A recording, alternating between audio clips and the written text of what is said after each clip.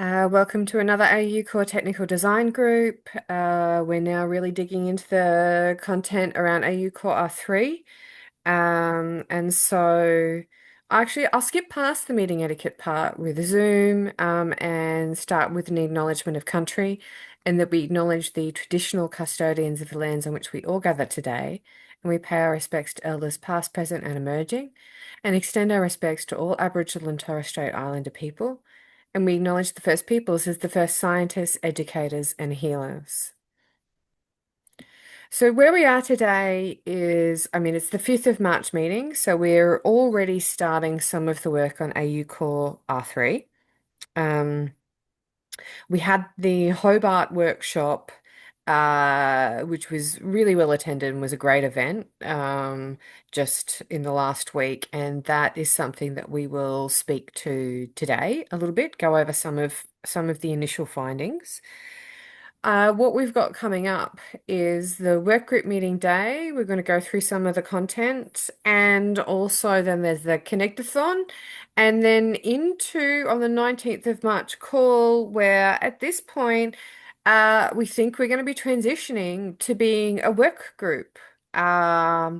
Which is part of the transition that HL7 Australia is undergoing in relation to the scaled up governance and operational requirements. Um, we're also starting to see some of the information sessions be scheduled. There's one on endpoint coming up on the 20th of March that the agency will deliver, with the idea that we'll start then talking about the endpoint proposal for R3 in that meeting directly afterwards. It's not on this schedule, but we have also put in the one for medication dispense, which you might remember was highly voted as being relevant to, or what the community would be interested in, sorry, for AU Core R3. And so that's going to come in at the end of May. We're also working through around diagnostic report and composition. So those are coming up. And if anyone has any other profiles or change requests that are important for their projects or work this year, please let me or any of the other co-chairs know so that we can make sure that we can bring that through while the work around AU Core R3 is open. So let's talk about today's agenda. So as usual, we'll confirm the agenda and then at the end of that ask if anyone has any other topics they'd like to add. We'll go through usual business and updates. We have the joint discussion on no known medications in core and patient summary. So this has been spoken about a lot in patient summary, and it was voted on to be revisited in the last call. And it was also spoken about briefly in AU Core, I think a fortnight ago. So it is a joint discussion because of the relationship between core and patient summary that we'll be undergoing today, with the idea that we can agree on a shared position that we will take through in both patient summary and core. So that's, I think, probably the highest priority for today. We'll start to go through some of the report back from the Encounter Record Discovery workshop that was in Hobart last week. Michael Wilson will start to take us through some of that. This is the first bit of the report back, and I think we'll bring through some of the themes and analyses later on in a call before the next face-to-face, which I think is May 27, 28, for Sparked, which will also continue to explore encounter records and how does that relate, including with the government priorities around things like meds reconciliation. If we have time, I'd like to start going through the proposal for clarification of must support on parts of address. This is work that we didn't end up getting to in R2, but was flagged as being something that people wanted to break down and actually get a position on. as soon as, we had space to do so. So we've got some space now in R3. So I'll start taking us through that. There'll be a series of mentees, and we'll start to talk about how we're using address and which parts of address are relevant for our use cases in core. Before we talk about what's coming up next, which will be the face-to-face next week in Sydney. So that's the agenda for today. Lots of stuff to do. Does anybody want to add to that, though?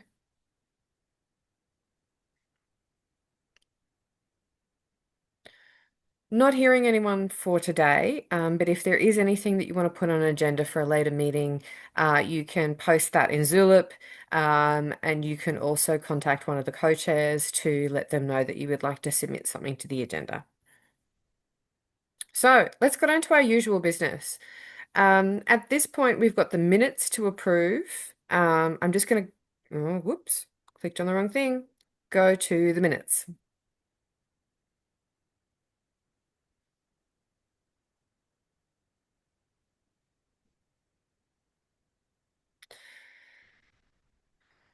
Now, okay. Actually, I think these have to be deferred. These haven't been sent out. Apologies. These are the minutes from the face-to-face, but what should be what we're approving are the minutes from the previous online call. These ones have been sent out. So it's actually the minutes of the 19th that we are looking to approve, not last week's. So this is our last online call.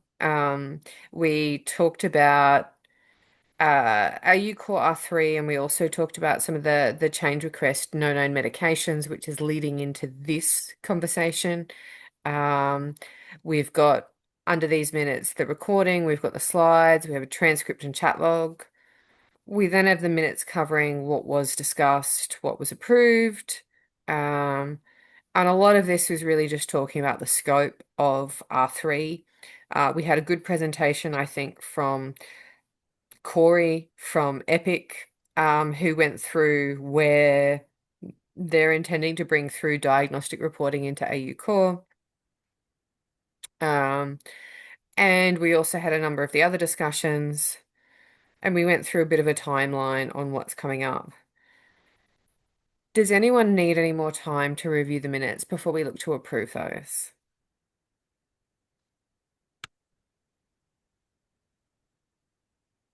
Not hearing any. Does anyone want to motion approval of the minutes of our last online call, which is the 19th of February? It's Jai. I'm happy to motion for approval of the minutes. Thanks, Jai. Is anyone happy to second that? I'll second Steve Swinsberg. Thanks, Steve. I'm now going to go to the electronic poll. I'll launch that. You should see in front of you an electronic poll for approval of minutes of the previous call. Please vote affirmative, negative, or abstain. Um, if you can't access the electronic vote, but you can access the chat, please put a +1 with affirmative, negative, or abstain in the chat. And if you've dialed in, so you don't have access to either, if you could just say your name and affirmative, negative, or abstain, and we'll capture that as part of the vote. Okay, so we've got 80% have voted now, just waiting for a couple more people.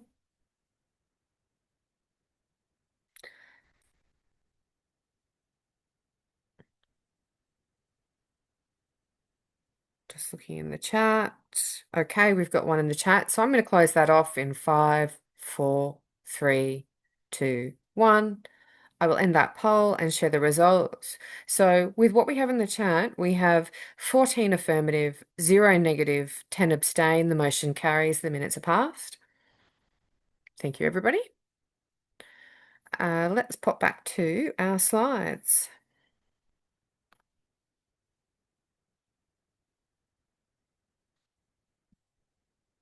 Alrighty. So the actions are a dash there because we do have actions, but they are waiting on the creation of the technical steering committee for us to transition something over. So I'm not going to talk about those until we have something that we can update on. In terms of other updates and news, so the patient summary fire IG call tomorrow has been cancelled, based on the Zulip vote that went out for people on whether or not we should cancel that, given we're talking about no known meds as a joint call today. So that's happened. Um, the other, I think, update in general is that we have been talking about that the technical design group is really going to end up becoming a work group through HL7 Australia. And so the time frame for that is that by the 1st of April, there will be an AU Core work group. There's going to be more information coming out about that. I think you'll get an email soon talking about what some of that means for you. And what we'd like to do is, in the online call on the 19th of March, discuss some of the ways of working, what those changes are, and also look at things like terms of reference and start to socialize that through this group, which is essentially going to become the work group for AU Core. I don't have any other updates and news. Is there anything I'm missing, people on the line, whether you're from HL7 or the agency or otherwise, that we should be covering today?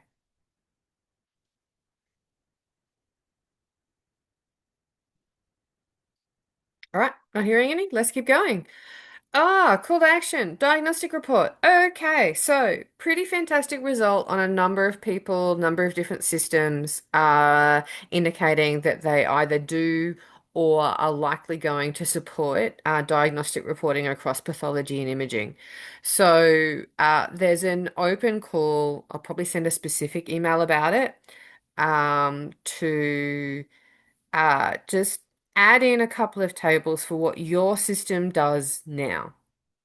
Um, this is a look at do you do identifiers? Like this is like lab number, for example. Do you link things off to different orders and service requests? Do you have status of like final or interim? And getting an understanding across the different systems about what is actually in play now, including some of the things around terminology. Um, the idea is that this will then form the basis of the AU Core Diagnostic Report proposal that we will then talk about in the coming month. So please, if your system handles or produces diagnostic reports, please have a look at this page and fill out what makes sense to you around the kinds of information that you include and the terminology that you use, so that that just informs that. We might put a link in the chat. Let me just go to that. There we go. So that's the link in the chat. It shouldn't take too long to fill out. There's only, I think, 3 tables. Um, so yeah, have a go at that. And in a couple of weeks' time, we'll probably end up starting to talk through diagnostic report. Let me go back to the slides. Alrighty. Okay, so the joint session today around no known meds and getting a shared position on AU core and patient summary. So I'm going to hand over to you, Heath, to take us through this. I assume you'd like to share your screen. Yeah, that'll be more efficient, I think. All right, I'll stop sharing.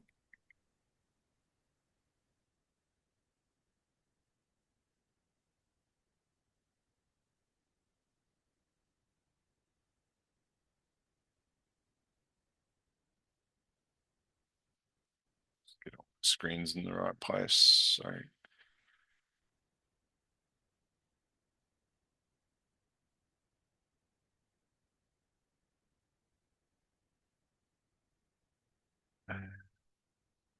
Okay.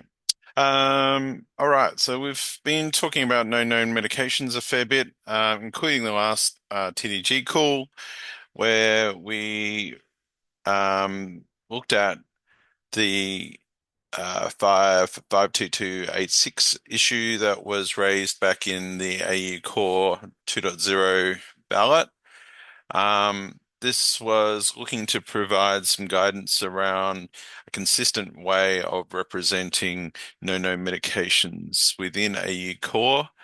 That was also aligned with IPS. However, IPS does allow the code for no known medications that's in SNOMED to be used not only in a medication statement, but also in a medication request and the medication resource itself associated with both medication request and statement. And this JIRA issue was basically suggesting that that wasn't really the best approach. In the end, at the time, that resolution was considered for future use, and then we started to look at that in the previous meeting call. So just for some context, when we were working through this in AU patient summary, where we had a much more specific requirement to make sure that we were representing this quite well in AUPS, in line with IPS. We did a poll of Australian systems and found that there were a couple of systems that were representing this concept, and hence we really needed to make sure that we properly represented this within Australia, and those systems were across different settings, which basically puts us into this AU core scope. Richard. When you say that IPS allows the use of it in some places that we don't expect, is that because they haven't constrained down the options as much as they perhaps could have, or is it because they actually anticipate using it in those other contexts that we find strange? It's a good question. I will come to it specifically in a moment. So if I'll Fine, answer that thank in a you. If we're moment. coming, no, that's good. Thank you. Sorry for interrupting the time. No, that's all good.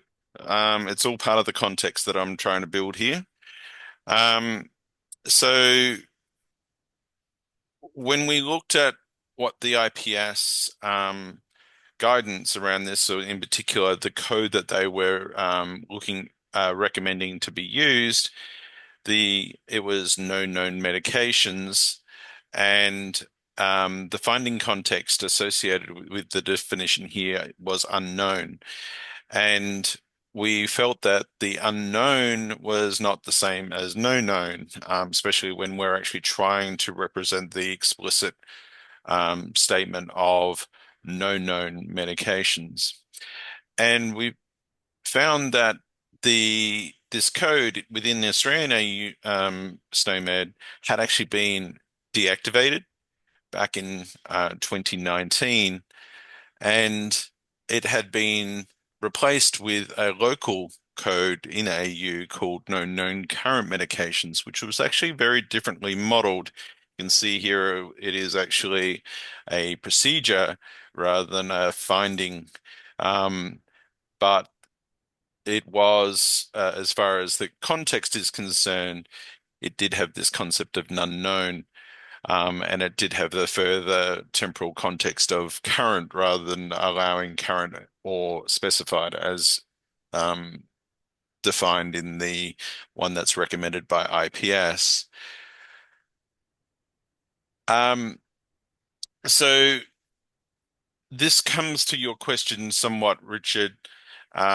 Basically, I think it's the next slide actually that I present this, but the IPS defines a medications IPS value set that includes the medicine substances from SNOMED plus this one code and its descendants. So when I say this one code, the no known medications code. So that value set is defined in IPS, and it's used as a binding in all of those three resources. So your question is not really well understood. It's just as such what their intent was, but just that they actually created a value set that included this no known medications and then bound it to all those 3 medication resources in IPS. So whatever their intent was, it certainly technically allows you to use them everywhere. And so that we have, although there is this JIRA ticket that we talked about last week in AU Core, there is also this JIRA ticket. This is the AUPS JIRA ticket, and we have also escalated that to IPS as well, around which resource we should actually be using this in.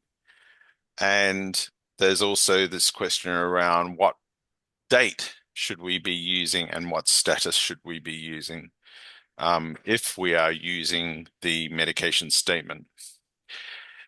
Anyway, does that answer your question, Rich? Yes, thank you. So this is the AUPS ticket, which actually addressed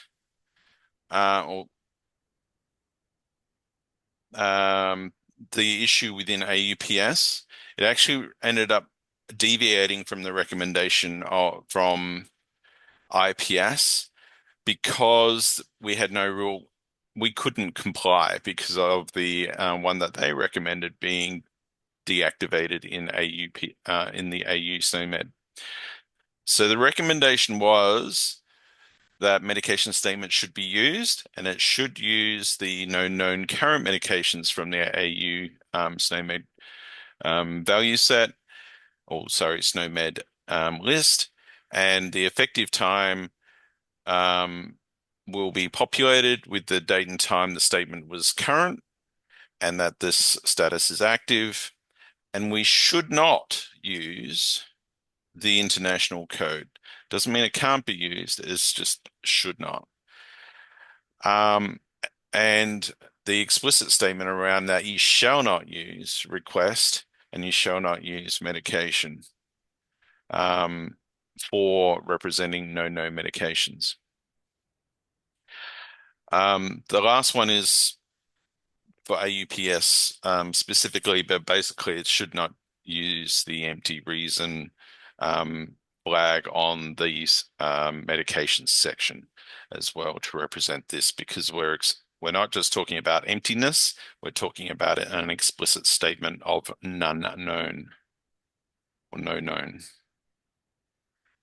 So this is what got published in the patient summary 1.0.0 ballot that is currently out for comment, or for not more than comment, out for ballot.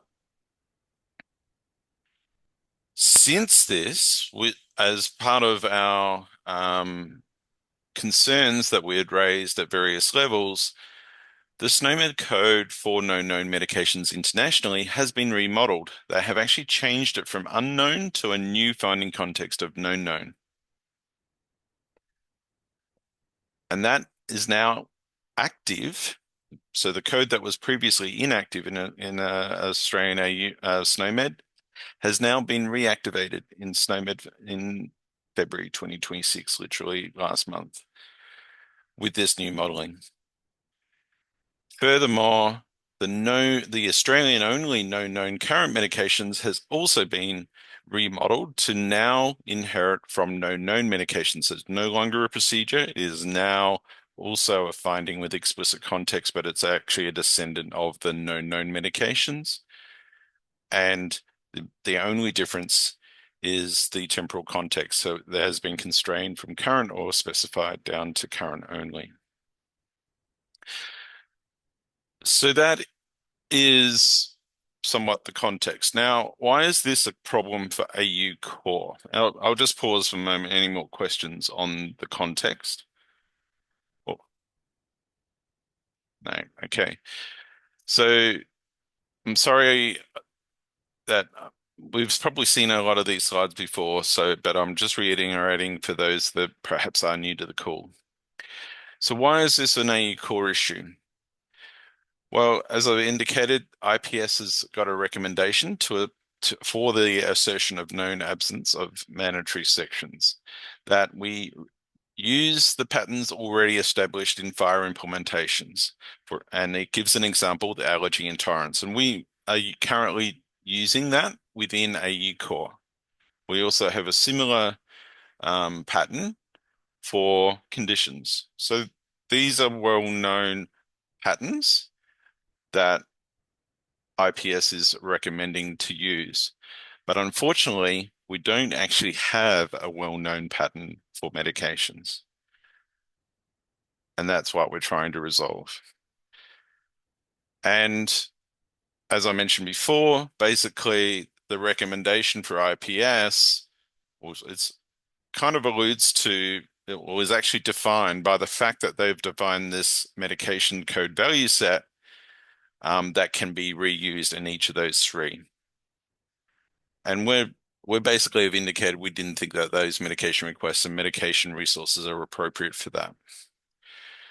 So what we need is AU patient summary guidance that should align with the IPS so that we can basically state alignment and conformance with or IPS, because that is one of the AUPS principles that we are conformant with IPS. And we also need to align with AU Core because that is also a principle of AUPS that we are aligned with AU Core. So that's the ultimate goal. Now, if we can get some agreement on how to represent this in AU Core that aligns with IPS, then that just allows AUPS to inherit from AU Core without any further refinement in AUPS. So that's really what we're trying to achieve today. Danielle, you've come on video. I have because it sounded like you were winding down and we are about to like open it up for community discussion, and since I'm chairing, but I didn't actually have a specific comment.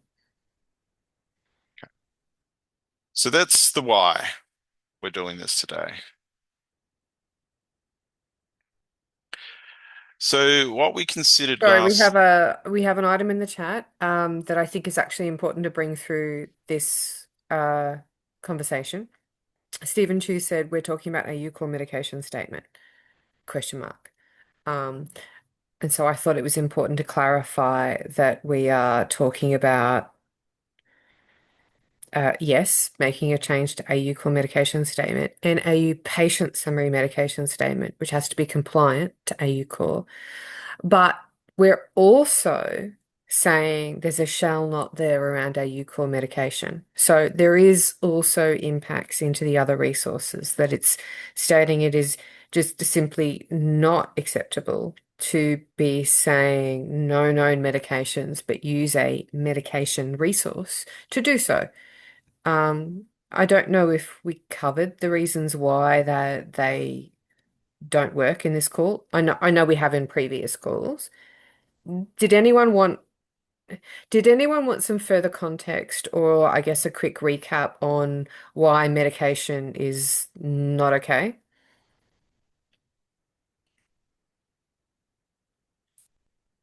Not seeing any hands up. Everyone seems pretty up to date on that. So great. Okay, let's keep going.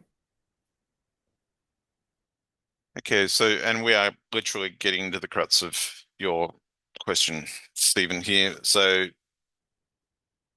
that was all context. We're now back to the actual JIRA ticket at hand. That is an AU core ticket 52286 that we discussed last call on the 19th. And I put forward a proposal to provide some additional guidance in AU core that indicates that to represent no medications, we would use the AU core medication statement. So it's a should use medication statement for that purpose.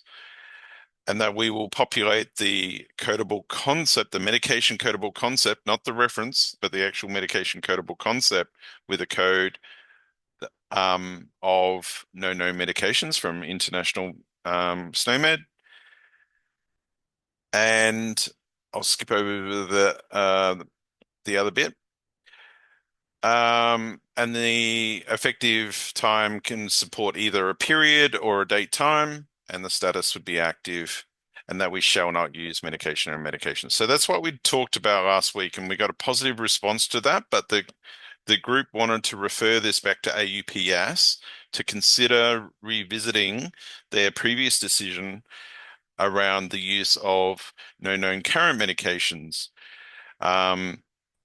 because we want to ensure that we've got alignment between AU Core and AU Patient Summary. So the next day was the patient summary call, and we voted to agree to revisit that decision there. Hence, we're here today.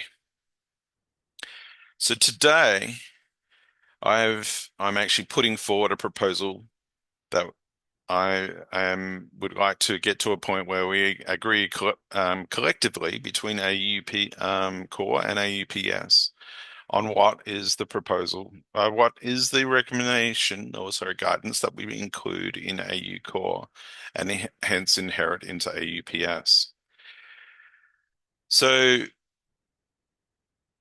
there is a slight change to what we discussed last call, and that is that I am not talking about the descendants here. And so that is basically what I would like to put to the group to actually consider whether we want to include descendants of the no known medications or just the one independent code. The rest of it is pretty much as we discussed last week, around allowing both a period or a date time to indicate the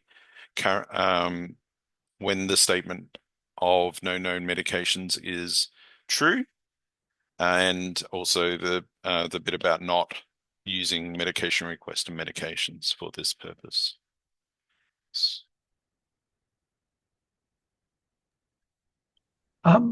Options here, and I'm not clear which one you're proposing.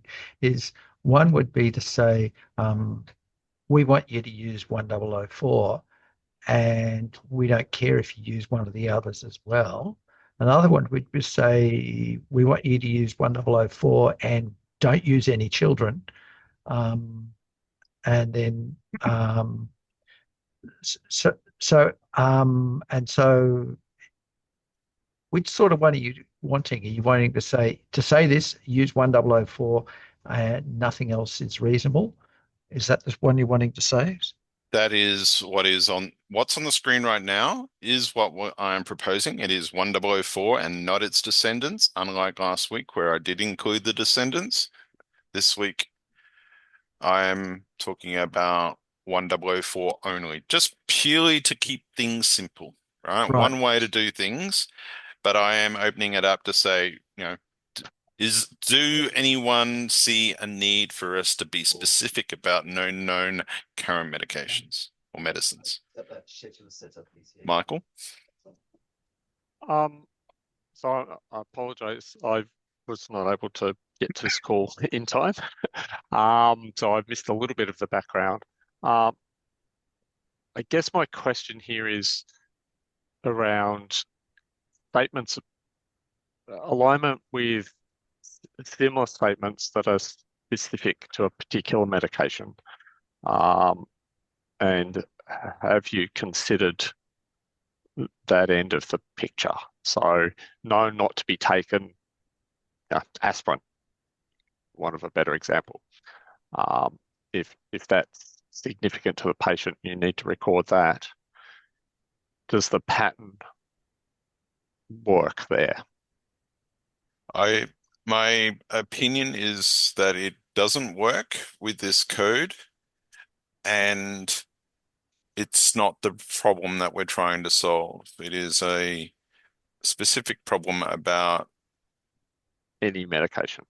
no known medications. Exactly. It is a single statement to just say no known medications, and that is why there are no medications stated as being taken.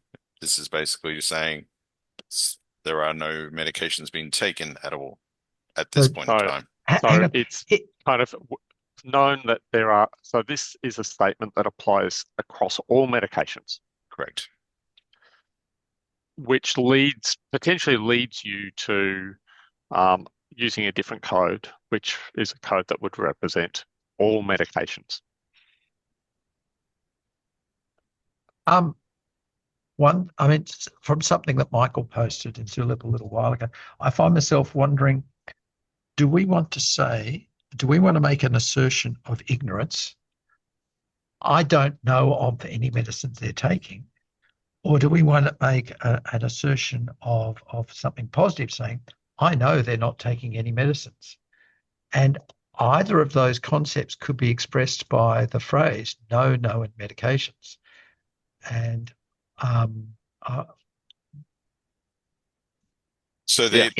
the statement is, to my knowledge, there are known medications being taken. Yeah, so known medications. Yep. And we should really start saying it that way so that we can keep the conversation focused on that. Because otherwise we keep getting stuck in this question of, is this a statement of ignorance or a positive statement of knowledge? It's quite clearly what we're trying to represent here is an explicit statement of no known medications at this point in time, at the specified point in time. Yeah. But that phrase is ambiguous. That's my Have you raised a change request frustration. on SNOMED, Michael? I think if I raise it with SNOMED, and I think I'm going to need to, they're going to shoot it down because they'll say, well, it's used. We don't know how it's being used, and so we can't change it. So if we look at it the way it's no known, so that's no known is basically. So what's ambiguous about that, Michael? Because no known is a statement of ignorance. It's a code saying it's not the finding context here. It should actually be known because we know something, not we don't know something. Before I interview the patient, I could reasonably say, I do not know of any medicine they're taking. And then after I interview the patient, I may fall into a state where I say, I now know they are taking a medicine, or I may fall into a state where I now know that they are not taking any medicines. So as written, it could be true before I do any data collection. After I've done my data collection, then I can be in a different state and I may want to make a different assertion. And one of the questions is it important to be able to distinguish those two assertions? And does this code cover both assertions? Because we seem to be wanting to use it for the second one. I've done the investigation and there's no meds there. So I'll go back to this screenshot. If you have a look at this screen here on the right, they've got this idea of medication history has not yet been documented. That's what you're talking about there, Richard, as the starting point, right? Nothing has been stated at this point in time. And we have that's where the empty reason flag is used for that particular situation. They also have this term over here, which is unable to obtain information. So that's the another code. I can't think what the code is off the top of my head, but again, that's an empty reasons kind of code. And then there is this explicit statement of none of no knownness. And it's very similar across the board with the allergies. There's no known allergies, and there's also a similar code. It's slightly different, but for problems.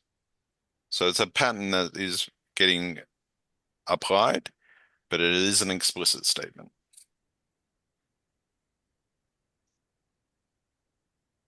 It's for the clinicians. It's kind of get out of jail for free card.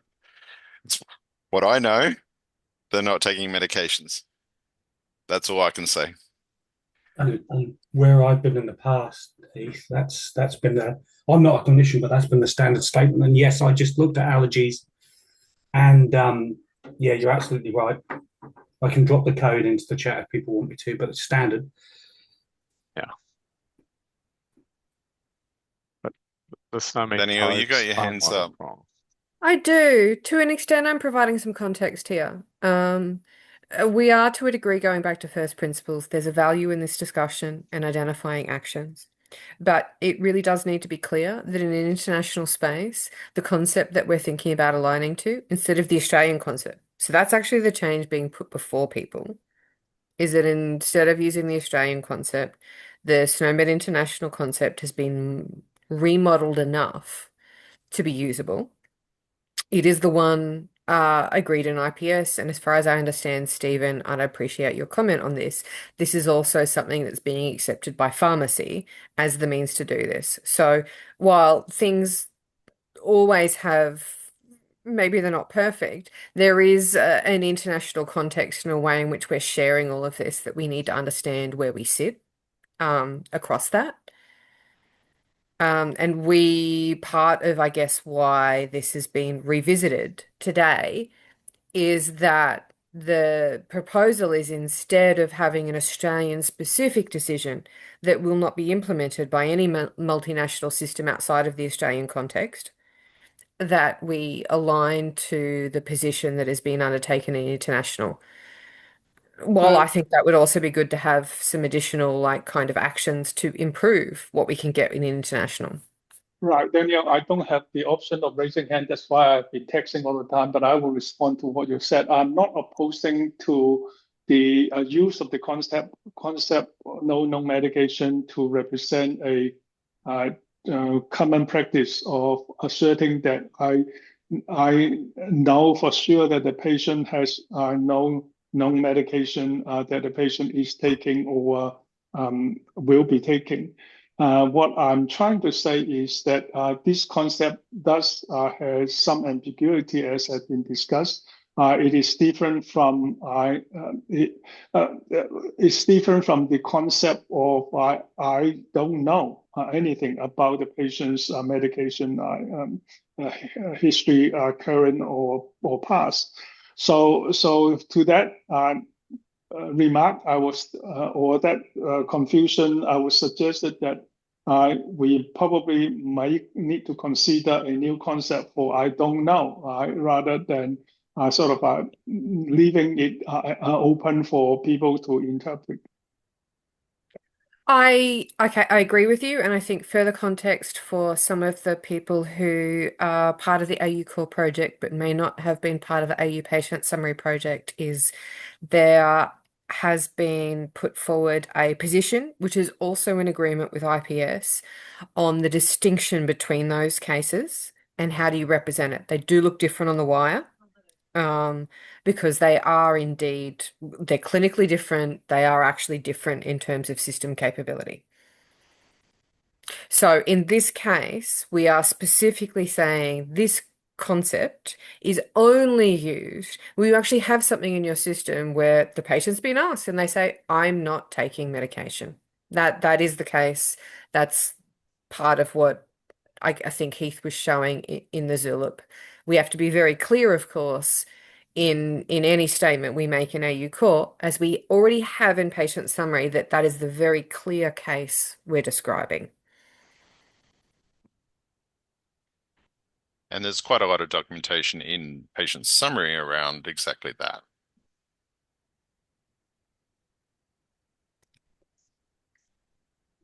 Okay. Any more conversations on that? So to your point, Richard, what is the proposal? This is literally the proposal I'm putting forward for today's for consideration to only use this 1004 code, none of its descendants. But I did want to just, open up for discussion whether we wanted to allow descendants. And specifically, as I showed before, we have in Australia, we have a descendant. There is no descendants internationally at this point in time, but in Australia we do. And so that we can explicitly say no known current medications, compared with the more general one, which is no known medications that have a temporal status of specified or currency. And I guess we got to a position during the week that just using the one code was basically simpler and easier to get interoperability within Australian systems to just use one code rather than having to support the two codes and the I guess the complexity of, okay, when do I use the current one? When do I use the not the one without current associated with it? Heath, Michael.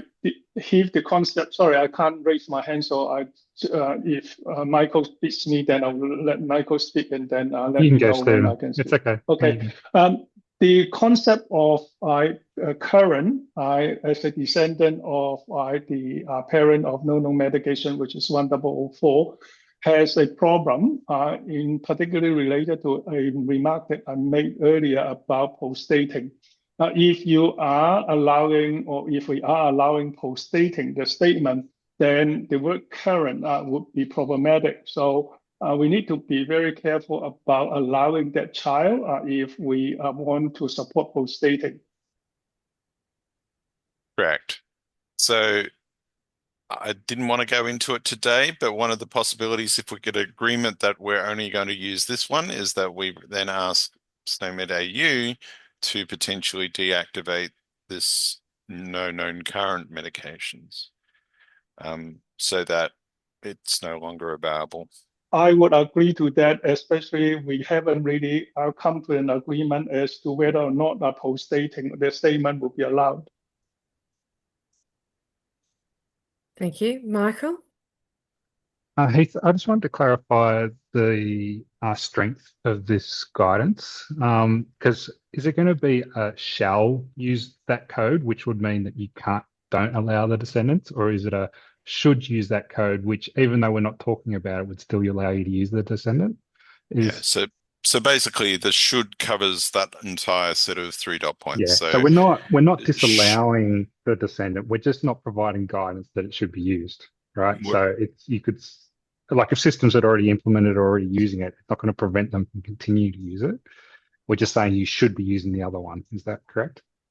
at this stage, yes. And then that, the idea on whether that Australian code exists or not, that's another discussion. But at this point in Yeah, but for time, this decision here, we're not explicitly excluding it. We're just providing the guidance of this is what you should be using, yeah, so people know yeah, the intent without being preventing them from doing something else. yeah. So medication statements should be used and populate the medication code with that coding and populate the effective with either a period or a date time. And really the choice then is, the period is being used to say there is this period that we know that statement to be true versus the point in time where the statement was current and the status is active. So that is the should conformance statement. And then the next one is that you shall not, and a very explicit one to say shall not use medication request or medication with this code or for this purpose. Yep, thanks. Okay. Are there any other questions or comments on the proposal that's before us around no known meds, realizing, of course, Michael Lawley, that you would prefer it to be phrased a different way. But for consistency across our meetings, we'll just call it no known meds. I have a question. Mhm. Why don't we want to say that you shall use this code but not prohibit children? Why do we only want to say you should use this code to say this information? Why don't we want to say you shall use this code to represent this information? I have my own thoughts on that, but let's open that up since I'm chairing to anyone else who'd like to make a comment before I do. I'm not seeing any hands. Okay. Because we're being consistent in AU Core with how we've also done it with allergies and conditions. We have concepts available. They are not a shall at this stage for allergy intolerance and so forth. I think that we had reached a position in AU Core, given how foundational this is, and it goes across things, that while we recommend, very strongly recommend, these are the concepts you use, that we weren't confident that we could just lock this down and then reject, you know, other things at this stage. Patient summary, we might be able to have a bit more of that conversation, but I still think it's appropriate in AU Core that we are saying that this is the concept that you should be using to do so. I'm convinced. Thank you. So, given this is a joint session, what we actually were looking to Oh, do, and I'll sorry, we come, have a hand oh, up also now from Mandy. Please go ahead, Mandy. You're on mute, Mandy. About that. Just a quick question. This is Fire adaptable to Fire 7 and organizations that have not yet updated to Fire 7. Does that cover both areas? This is forwards compatible for versions of Fire. Yes. Thank you.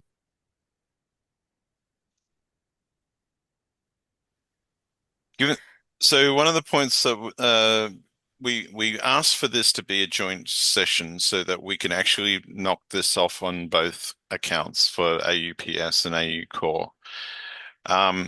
And so this here is the previously agreed AU patient summary guidance. All right. So where um, we're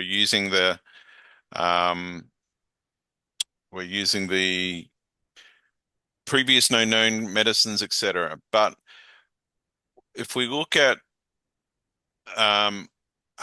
if we just adopted or inherited that same guidance that we were proposing for AU Core, then this would be the change to what we would be, what we had previously agreed in AUPS. So it's very minimal change. And maybe this view is a little bit better, but it is busier. You can see the strike through is basically a replacement of the current Australian term with the international term, and we're allowing both period and date time, not just the date time, to allow for um, that specified time concept of the international code, and we're also removing the bit that we're basically excluding the use of the international code.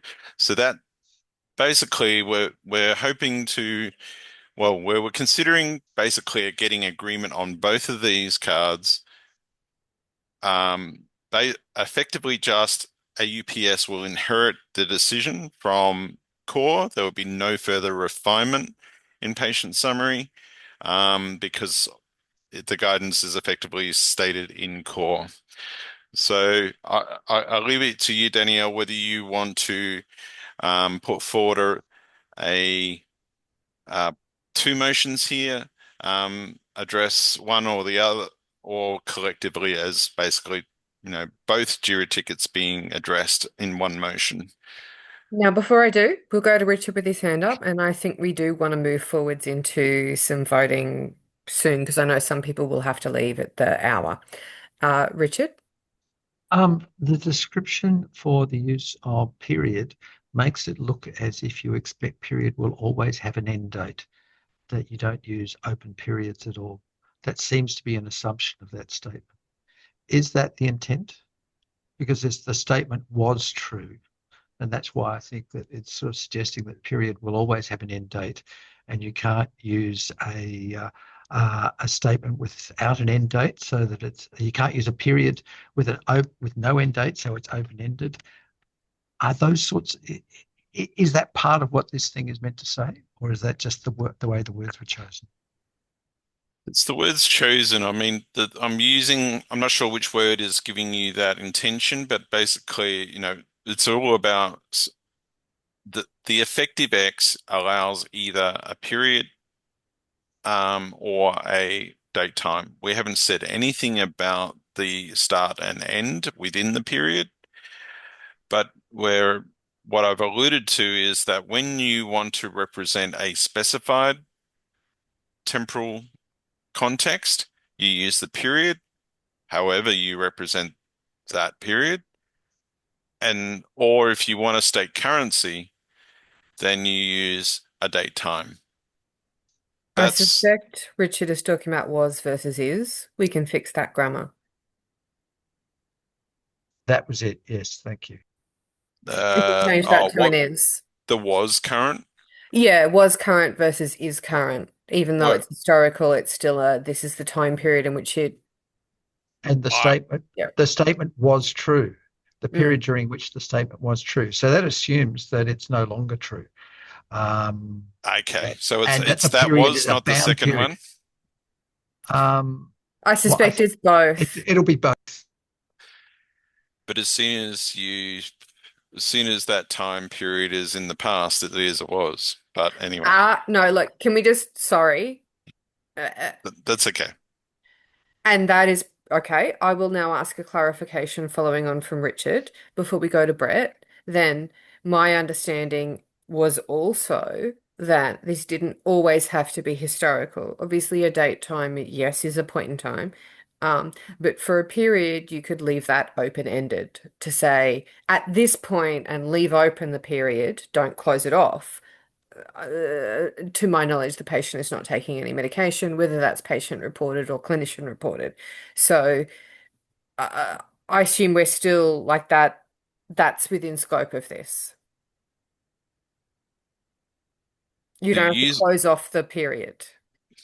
I hadn't thought about that use case. I know Stephen has previously put up that use case where he suggested that a specific period in the past. So if we are, I get the grammatical issue when it's open. Yes. Okay. So the date times will just work like date times, basically. The concept, which is understood to be the patient isn't currently taking any meds, as at a specified or current time, and then systems will look to the effective X, be that a period or a date time, to interpret what is the date time specifically, or the period, including open, for like it hasn't ended, that we understand that the patient is not currently taking medication. Do we have a definitive use case for an open period in the Now, context of medication, no medication? I'm just saying we use the data types like they work at the moment. Are you proposing, Stephen, that we say that we add in as a friendly amendment something that says that to use period, you have to provide an end date? Yes, I would prefer that because Ooh. it goes to the heart of clinical safety and sort of leaving. If we have two reasons, if we have a period without a closing date or end date, then why use it at all? Why not just the daytime? And if we were to entertain the notion of having a period, then a closing time would be important, in my opinion. Okay. Yeah, for those two reasons, and it also goes to the heart of clinical safety. So I would prefer the friendly amendment of sort of specifying an end date for the period.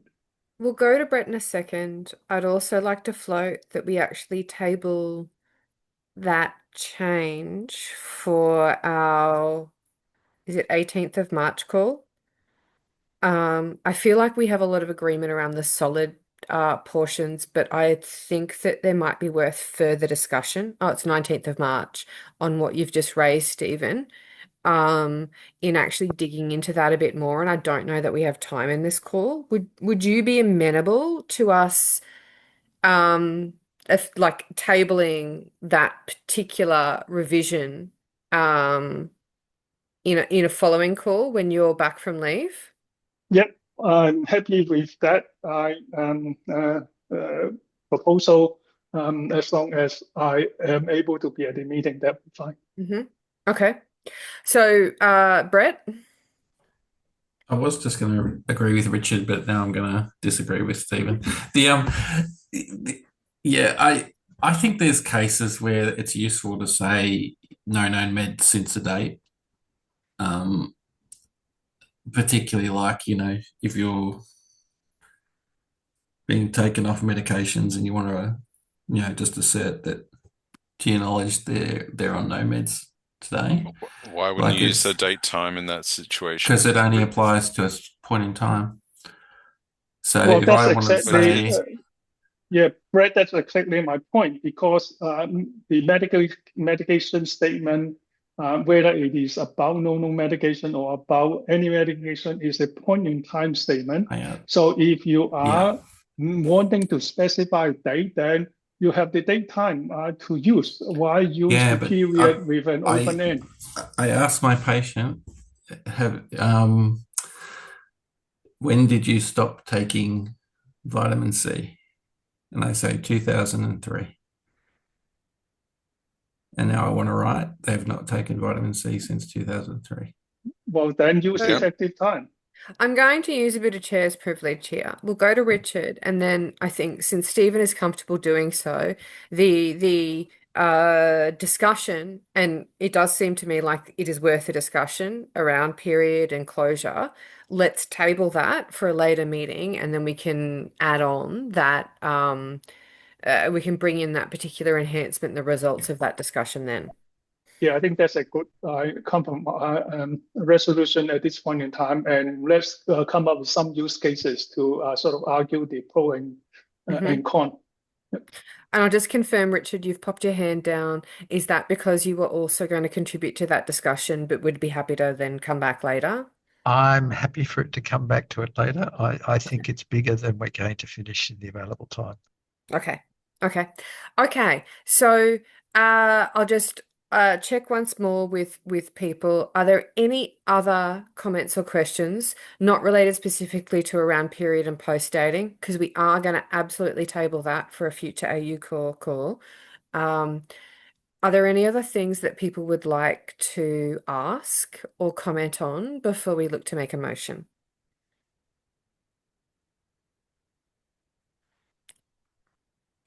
Okay, I'm not seeing any hands or anything in the chat. So I would be happy to entertain a motion at this stage, given that the discussions have been incredibly consistent across core and patient summary.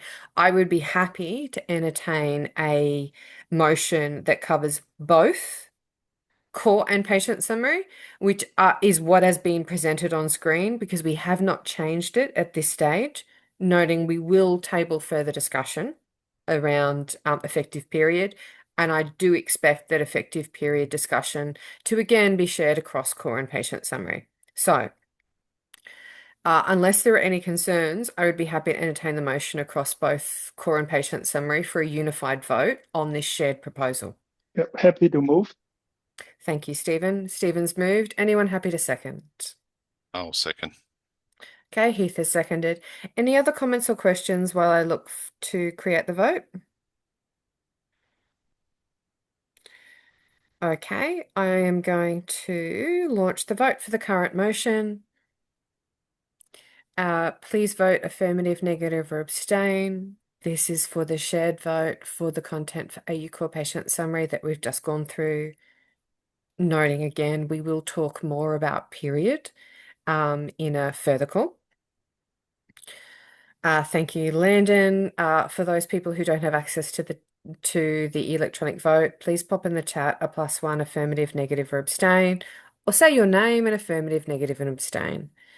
Okay, I'm going to count that down in 5, 4, 3, 2, 1. I will end that poll. I will share the results. Okay, we have, with what's in the chat, we have 15 affirmative, 0 negative, 3 abstain. The motions carry. The motion carries for both. We will make that change. Thank you, everybody, for your time. Thanks, Heath, for walking us through that. I'd better share my screen, hadn't I? Alrighty. Let's get back to where we are. Okay, so I'm just going to do a quick flick back to the agenda. Um, we've gone a little bit over, but I think it was actually worth it. That was an incredibly good discussion. We only have 20 minutes left. Michael, if you're happy to, I think it's worth still talking through briefly some of the encounter record discovery workshop, and we will skip over the proposal for clarification, and take that instead to the face-to-face. Is that okay? Yep, that's fine with me. All right. Now, did you want to share your screen? Yep, I'll share. Okay. My internet connection's a bit unstable, so hopefully I will stick with you, but let me know if it's becoming unstable.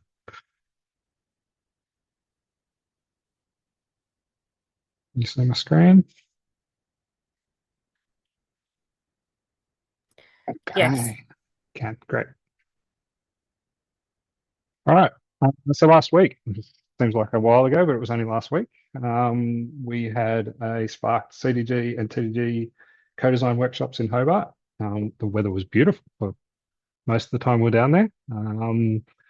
So we had 2 days. The first day was a CDG and a joint session with TDG. So we had a few joint workshops on that day. And we had over 140 people. There was 141 attendees at that day. And then the second day was an AU Core TDG. We were doing a discovery session on encounter record. And we had a good number there as well. There was 107 of us there on the second day. So both really good days turnout there. I'm going to put in the chat the link to the minutes. So thank you to Shelley, who did an amazing job pulling the minutes together from the full day. So it's got minutes there. We've got the slides. We've got the worksheets that we all went through. So if you're interested in all, go through the material there. I'm going to provide a brief summary today, but all the source information is there from what we went through. So first of all, why are we talking encounter record? So this is kind of the timeline of where encounter record's been through the CDG. So I think way back, it sort of come up around reason for encounter back in 23 and kind of morphed through to turn into encounter record. And the CDG has been working through this through a number of meetings. And this workshop in Hobart was the first opportunity for the TDG to have a look at what's been done and start to get an understanding of what it is. And then we're looking, like Danielle mentioned earlier, probably going to have another workshop around May, on May 27th, 28th, where we can further investigate this. And this might then turn into a new Fire IG project. But at the moment, we're just doing discovery, but that's kind of why we're talking about it and where we might be going with this.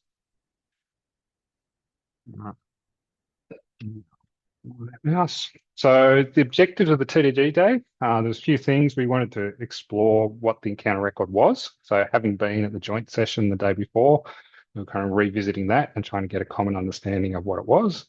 We were looking at exploring the challenges of assembling an encounter record.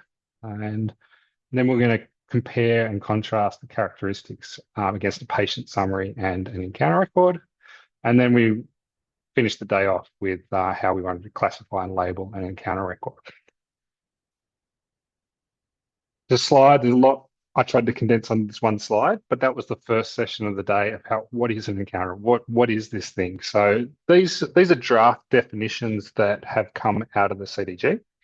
And Kylin's famous hamburger diagram there on the right, as we commonly call it now. And the key thing here was to try and make sure that we had a common understanding of what we were talking about. And we've got a definition there about what an encounter is, like a distinct interaction or set of interaction regarding an individual's healthcare,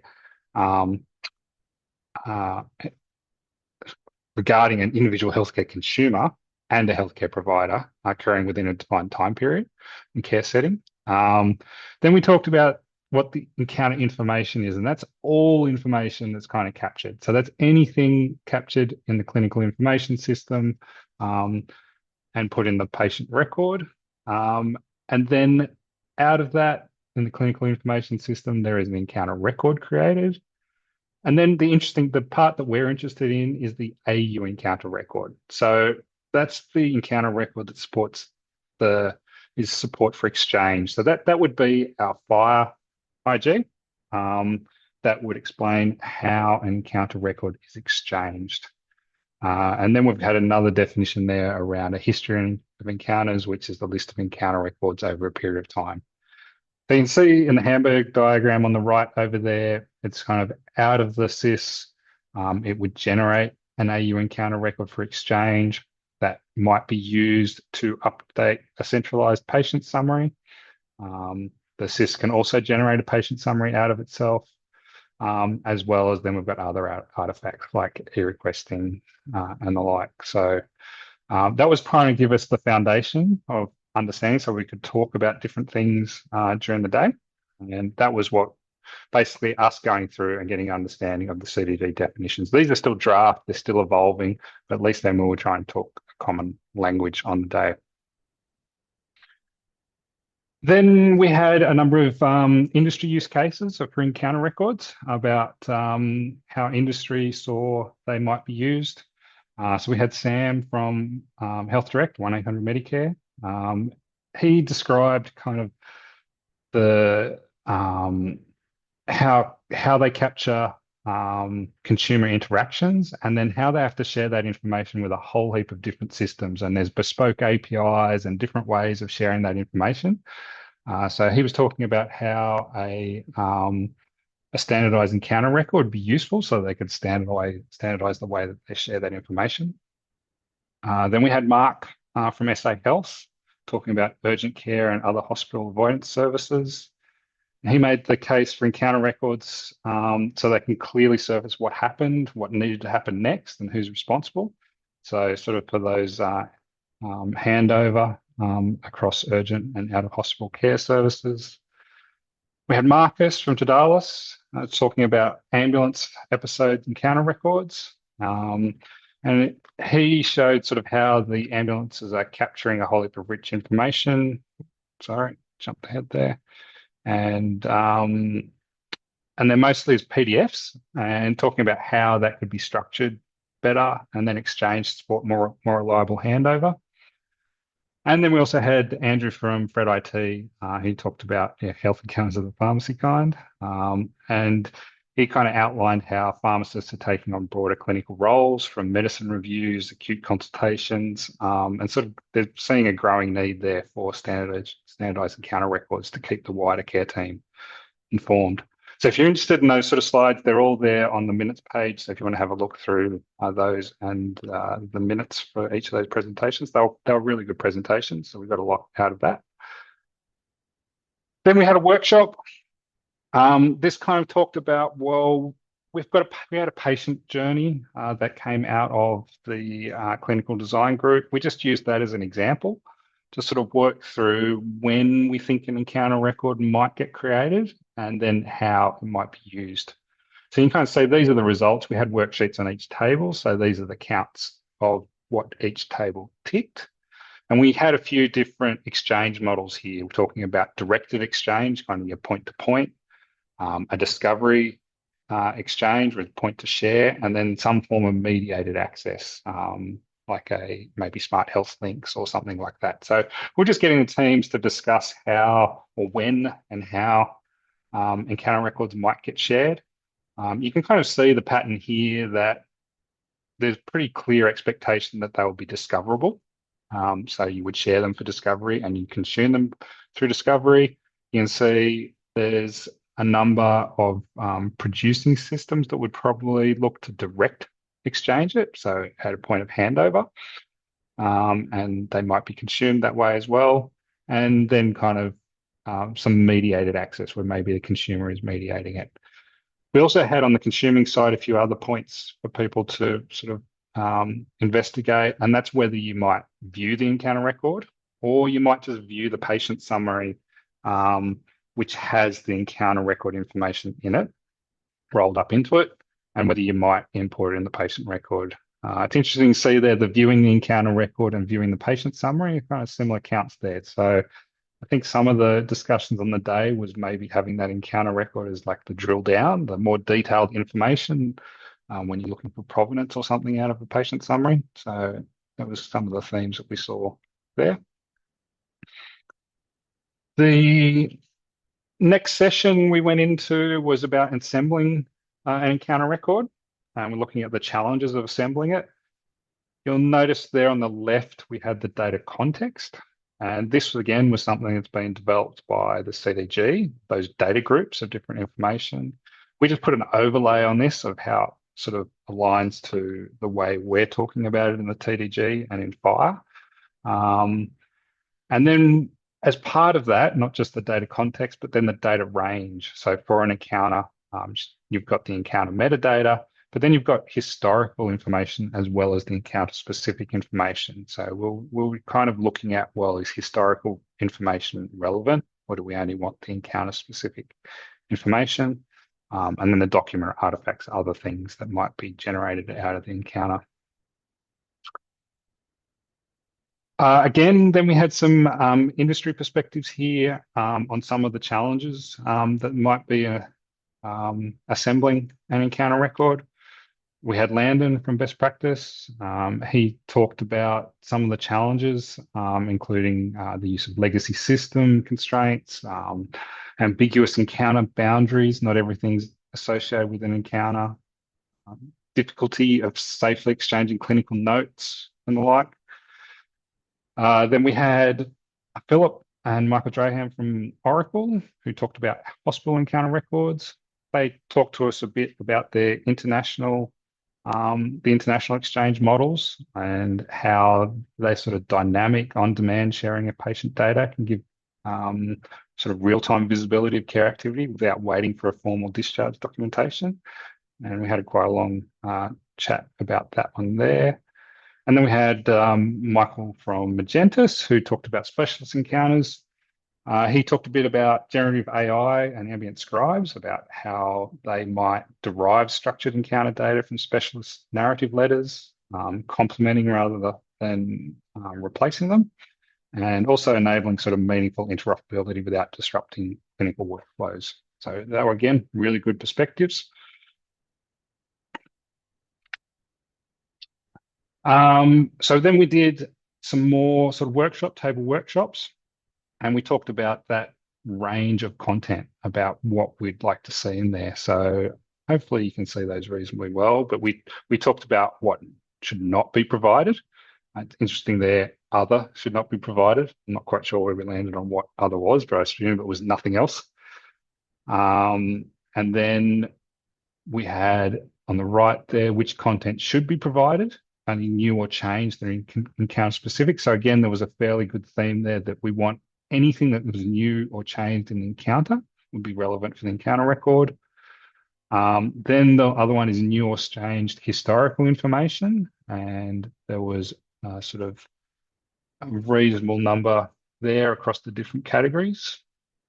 And then the other previously recorded. So I think that the distinction between the two bottoms, one was historical information that was captured during the encounter, and the other one is historical information that was already on the patient record. So there's probably less of that previously recorded stuff, but more of a lean towards anything that was new introduced to the patient record during the encounter.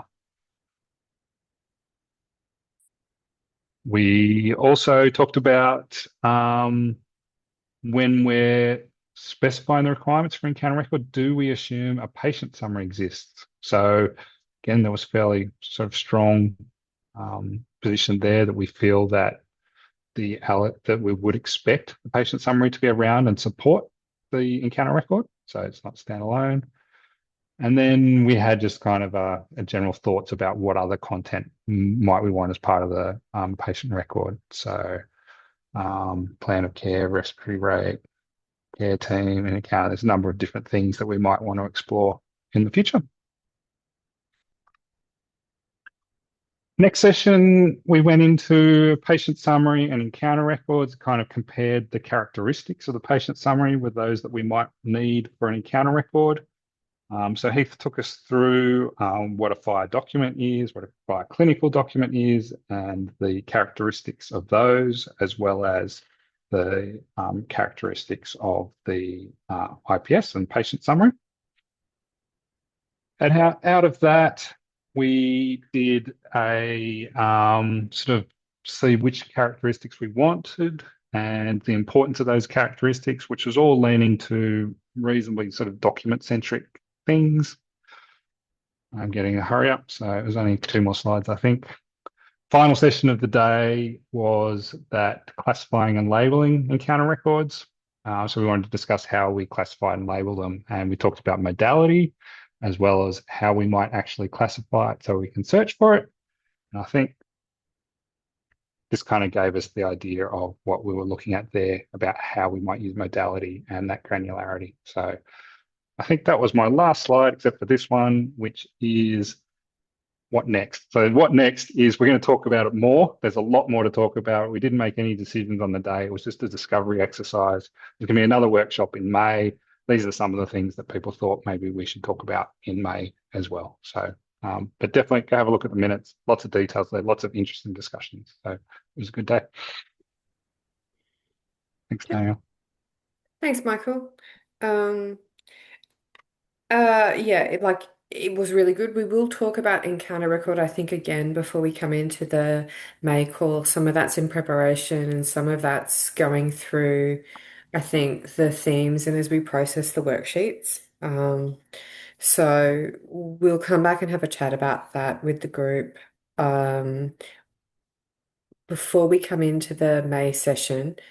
And then it's looking like the May meeting will be largely encounter record, at least for the technical design group, which I think will now then just be a work group, and will be encounter record plus other things for the clinical design group. So let's look at though a bit more of a short term. So our next meeting is next week. It's in Sydney, so that's going to be in person only at this point. What we are going to go through are we'll get to some of the address, kind of building out the proposal that we didn't get to today. We'll also start to talk through AU core composition, which is a proposal that is coming. And if anyone else wants to put anything on the agenda, they can. There'll be a connectathon. Obviously, we're doing the patient summary and the core tracks. Those are the two AU core projects that will be there. And then we're going to come back on the 19th of March. And the 19th of March for the online call is where we're likely to go through here's the work group now. This is how it works. Here are the co-chairs. Here's our way of working, and also keep moving through a number of the change requests. So it's tentatively scheduled. We'll vote on clarification of address in that online call, and we may also look to do some composition.